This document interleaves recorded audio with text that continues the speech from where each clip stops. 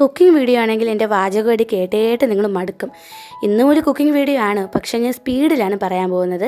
സ്പീഡിൽ ഉണ്ടാക്കാൻ പറ്റിയ ഒരു റെസിപ്പിയാണ്, അതുകൊണ്ടാണ് സ്പീഡിൽ പറയാൻ പോകുന്നത്. കണ്ടപ്പോൾ മനസ്സിലായാലോ എന്താണെന്ന്. അപ്പോൾ നമുക്ക് പെട്ടെന്ന് വീഡിയോയിലേക്ക് പോവാം. അപ്പോൾ ആദ്യം തന്നെ ഒരു പാത്രം എടുക്കുക. ഇതിലേക്ക് കുഞ്ഞിതായിട്ട് അരിഞ്ഞ സവാളയും നന്നായിട്ട് ബോയിലാക്കി നന്നായിട്ട് പുഴുങ്ങിയെടുത്ത പൊട്ടറ്റോ ഉരുളക്കിഴങ്ങും കൂടി നമുക്ക് ആ ഒരു പാത്രത്തിലേക്ക് ഇട്ട് കൊടുക്കാം. നന്നായിട്ട് പുഴുങ്ങിയിട്ട് ഉടച്ചെടുത്ത ഉരുളക്കിഴങ്ങാണ്. ഇതിലേക്ക് കുഞ്ഞിതായിട്ട് അരിഞ്ഞ തക്കാളിയും കറുത്ത കടലയും വെള്ളക്കടലയും നന്നായിട്ട് വേവിച്ച് ഉടച്ചതാണ്. ഇതും കൂടെ ചേർത്ത് കൊടുക്കാം.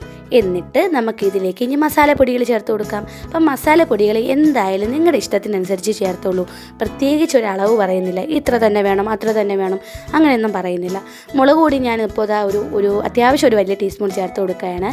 അതിൻ്റെ കൂടെ തന്നെ ഒരു കളറിന് വേണ്ടിയിട്ട് കുറച്ച് മഞ്ഞൾപ്പൊടി ചേർത്ത് കൊടുക്കുക. അതുപോലെ തന്നെ മസാലപ്പൊടിയും കായപ്പൊടിയും ചേർത്ത് കൊടുക്കാൻ പോവുകയാണ്. അപ്പം മുളക് പൊടി, മഞ്ഞൾപ്പൊടി, മസാലപ്പൊടി, കായപ്പൊടി, പിന്നെ ഉപ്പില്ലാത്ത ഡിഷസ് ഇല്ലല്ലോ, അപ്പോൾ ഉപ്പ് ചേർത്ത് കൊടുക്കുകയാണ്. ഇതെല്ലാം കൂടി കൈ കൊണ്ട് തിരുമ്പണേന് കുറച്ചും കൂടി ഒരു ടേസ്റ്റ്. കൈ കൊണ്ടോ സ്പൂണ് വെച്ചോ എന്ത് വേണമെങ്കിലും നന്നായിട്ട് തിരുമ്മിയെടുക്കുക.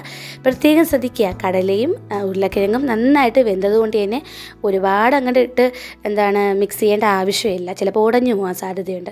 അതിനുശേഷം ഒരു ഭംഗിക്ക് വേണ്ടിയിട്ട് കുറച്ച് മല്ലിയില തൂകി കൊടുക്കാം. എന്നിട്ട് വീണ്ടും നന്നായിട്ട് മിക്സ് ചെയ്തിട്ട് ഇതുപോലെ നമ്മുടെ ടിക്കയുടെയൊക്കെ ഒരു കണക്കിനില്ലേ, അതുപോലെ ഷേപ്പിനാക്കി വയ്ക്കാം.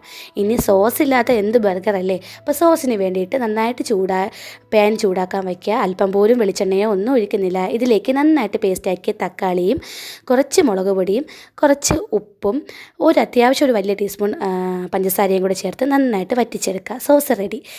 പിന്നെ ഒരു കാര്യം കൂടി, ആ സോസ് മാറ്റുന്ന സമയത്ത് ആ ടിക്കയും കൂടെ ഒന്ന് ചെറുതായിട്ടൊന്ന് ചൂടാക്കി എടുക്കുക.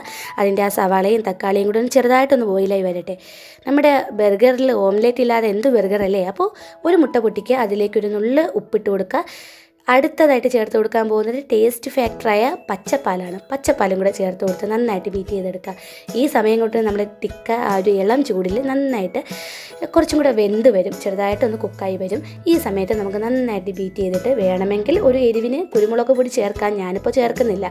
എന്നിട്ട് ആ ടിക്ക നമുക്ക് ചൂടോടുകൂടി തന്നെ വേറൊരു പാത്രത്തിലേക്ക് മാറ്റിയിട്ട് കുറച്ച് എണ്ണ വേണമെങ്കിൽ തൂക്കി കൊടുക്കാൻ, ഞാനിപ്പോൾ അങ്ങനെയും ചെയ്യുന്നില്ല.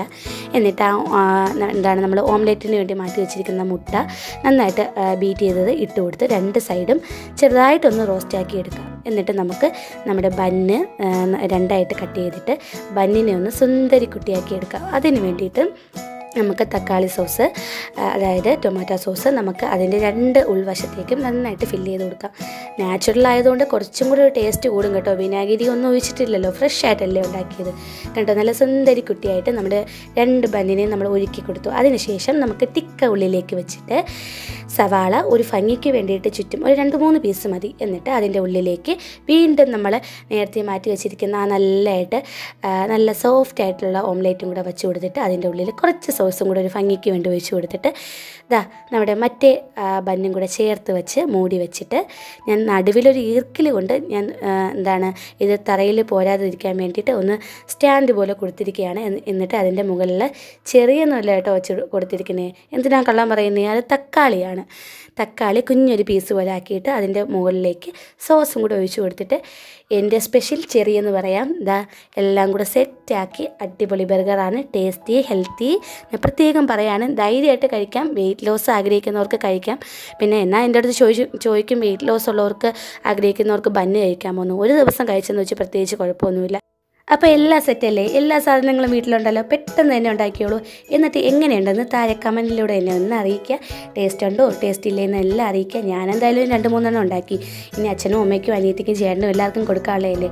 പക്ഷേ എല്ലാവർക്കും നല്ല അഭിപ്രായം വരുന്ന, എല്ലാവർക്കും നല്ല ഇഷ്ടമായി. അപ്പം നിങ്ങളും ട്രൈ ചെയ്ത് നോക്കുക. ഇഷ്ടം അപ്പോൾ ഇതുപോലുള്ള സ്പീഡായിട്ടുള്ള കുക്കിംഗ് വീഡിയോസിനായിട്ട് ഈ ചാനൽ ഒന്ന് സബ്സ്ക്രൈബ് ചെയ്യുക. അടുത്തൊരു കുഞ്ഞ് ബെൽ ബട്ടൺ വരും, അതും കൂടെ പ്രസ് ചെയ്തിട്ട് ഓളിനും കൂടെ കൊടുക്കുക. വീഡിയോ ഇഷ്ടമായാൽ നിങ്ങൾ ലൈക്കും ഷെയറും ചെയ്യണം. ഇനിയുള്ള വീഡിയോസിനായി വെയിറ്റ് ചെയ്യൂ. പെട്ടെന്ന് തന്നെ അടിപൊളി വീഡിയോസായിട്ട് വരും.